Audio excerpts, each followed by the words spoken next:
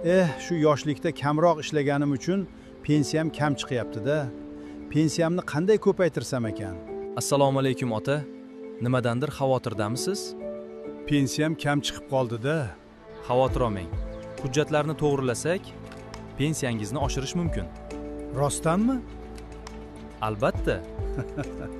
Ba'zi hollarda fuqarolar bilib-bilmay haqiqiyligi tasdiqlanmagan ma'lumotnomalarni taqdim etishadi.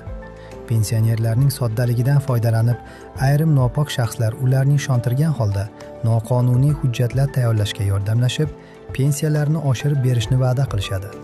Shuni hal qilib bersangiz, yana biror joyda birgalikda osh yeymiz. Bo'ldi taqsir. Mana bu hujjatlarni pensiya jamg'armasiga taqdim etsangiz bo'ldi.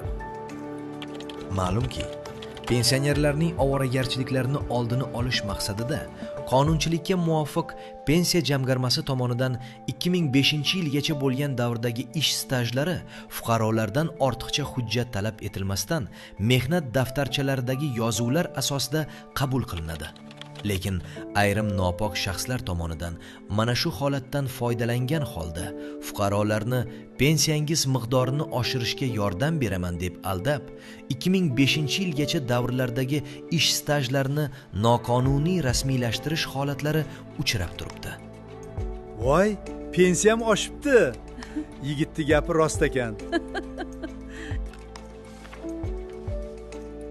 Bu hujjatlardagi ma'lumotlar arxiv bilan mos kelmayapti. Ha, qo'shimcha tekshiruvda nomuvofiqlik aniqlandi. Mana bu fuqaroning hujjatlari soxtalashtirilgan holda pensiyasi oshirilgan ekan.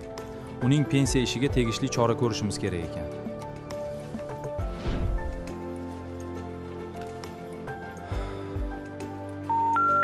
Абонент временно недоступен. Перезвоните позже. Vositachilarga ishonmang. Qonuniy yo'ldan yuring. Pensiyam oshdi deb begona odamga ham aldandim, endi qonun oldida ham javob beradigan bo'ldim. Hurmatli fuqarolar, pensiyangizni oshirishning yagona qonuniy yo'li rasmiy ishlash va ish haqini rasmiylashtirishdir. Qing'ir ishning qiyig'i 40 yilda ham chiqadi. Barchamiz qonun oldida birdek javobgarligimizni unutmang.